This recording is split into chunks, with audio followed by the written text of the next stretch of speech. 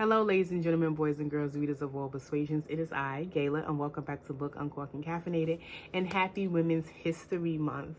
Also, happy Social Workers Month. And then last week was happy School Social Worker Appreciation Week, which I am a school social worker. So this is my month. I'm batting 1,000. Being a woman, being a black woman, being a social worker, coming off the heels of Black History Month, I am all in my glory. So yeah, I'm super happy to do this video today. It is about two black women, written by a black woman, and I've been wanting to talk about these two books, and so I thought it was very fitting to talk about them this month. And those two books are by Rashonda Tate, The Queen of Sugar Hill, and With Love from Harlem. And so The Queen of Sugar Hill is about Hattie McDaniel, and With Love from Harlem is about Hazel Scott. And both women were super influential of their time, especially when you're talking about the 1940s. So Rashonda Tate did a book tour of With Love from Harlem, and at the end of January, this book came out on January 27th, and that weekend before, she was at Abyssinian Baptist Church here in New York, where the Reverend Adam Clayton Powell was the reverend during the time of the 1940s, which also was Hazel Scott's husband at one time, which I didn't know. And so while I was there, I learned of The Queen of Sugar Hill by Hattie McDaniel. And Hattie McDaniel was the first African-American woman to win an Academy Award in the 1940s, which was super unheard of and super proud moment. But I think this is when the curse of the Oscars started. So if you don't know, the curse for Black or African-American or BIPOC people, once you win an Oscar, that's kind of like, oh, you're supposed to be getting all the roles. You're supposed to be on the top 5 list. You're getting calls. You're getting, you don't have to audition anymore. You have hit the pinnacle. But then there's like an Oscar curse. All of those things are supposed to happen. And then you tend to find that most people, that doesn't happen to them. They are kind of like at the pinnacle, and I don't want to say blacklisted because that's not what they are, but it's kind of like, okay, stay in your place, you won the award, calm down. And so that actually happened to Hattie McDaniel. She won the Oscar and figured she was gonna, come into, and she won the Oscar for being Mammy. Let's start there. And because of it, she kind of was blacklisted, or pigeonholed, I should say. She was pigeonholed into playing that role. She thought it would open up roles for her to play anyone. But let's talk about it. It was 1940. People were not, well, society was not ready for that. And she had a very hard life because of it. Most of her friends were, these Black actresses and actors that we know. And they did come to her aid to some degree, but it did not pan out for her. And this, let's call a thing a thing. It was simply because she was Black. No more, no rhyme, no reason. And she had a very hard life because of it. The one thing that I liked about this story that Rashonda Tate presented was Hattie McDaniel was pretty much a woman, right? She had relationships, she was married, she loved men, men loved her. And I'm glad she displayed that, because a lot of times we only get displayed in that manner, and not about our skill, but about our sex. And also that was a little bit a part of it too. But she was very much a woman who was a thinker, who was trying to be an innovator. And she was stopped at the pass because she was simply looked at as a maid, as a Black woman. She was heavy set, heavy.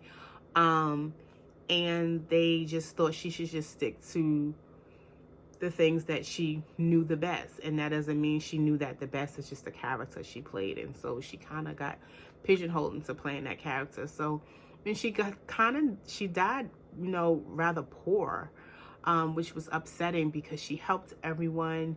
She took people in, she gave people starts. So it was unfortunate that her life panned out the way it did.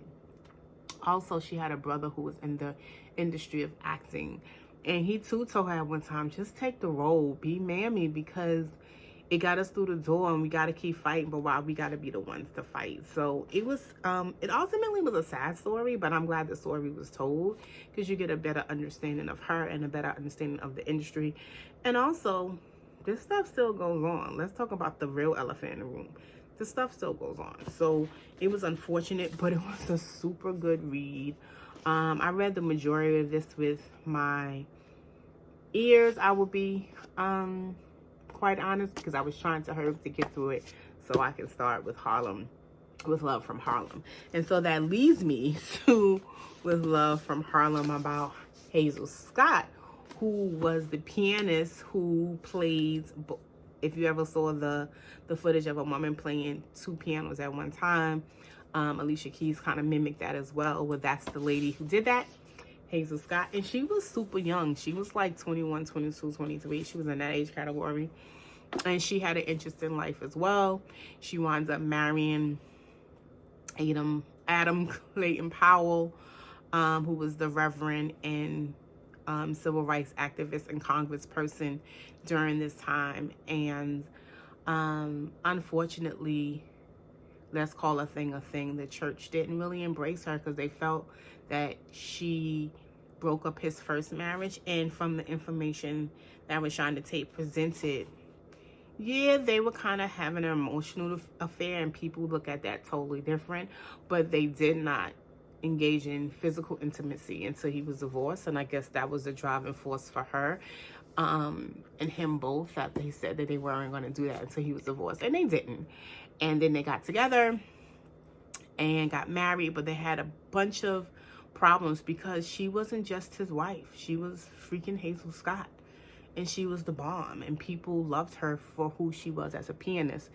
And let's also call a thing. In those days, when you married men who were considered high pillars of the community, you were supposed to adapt to their lifestyle and be their confidant and be their leaning post. And she kind of didn't need that.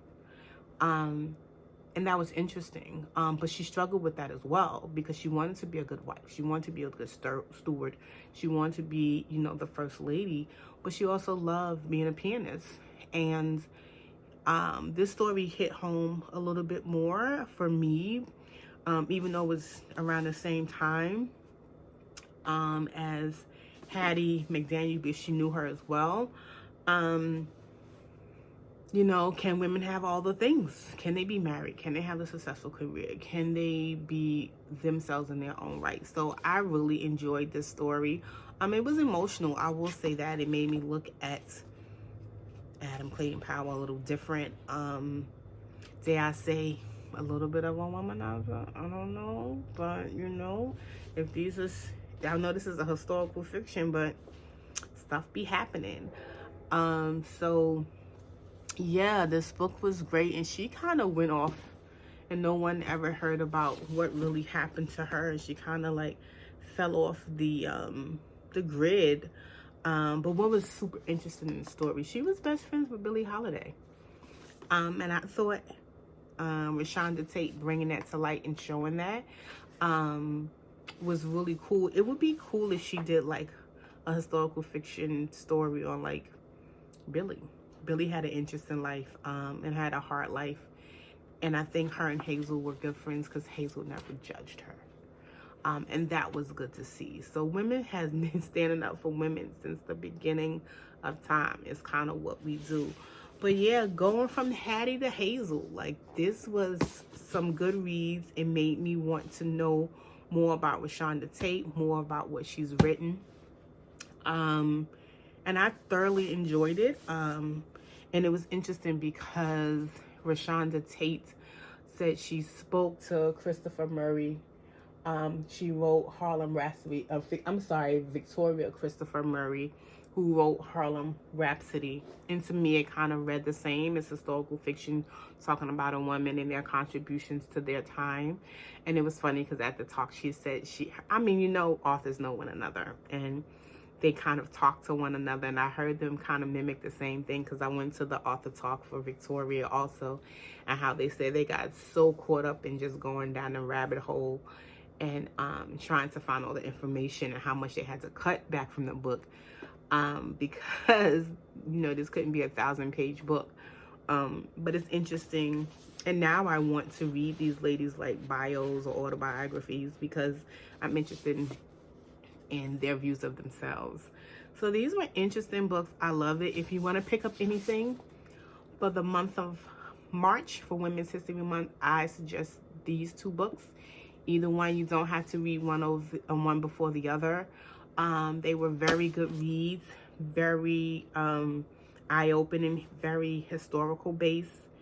And it tells you a lot about the people you thought you loved in the industry and how they treat women. So, yeah, this was very interesting. So yeah, do all of the things. You know what? Before you do all of the things, drop in the comments which one you think you are going to read. Pick one. I don't care which one you pick. They both were great. Pick one. Drop in the comments a book stack, and then drop the one you're most likely to read, and then do all the things. Like, comment, subscribe, share, and I'll see you in the next video. Deuces. Bye.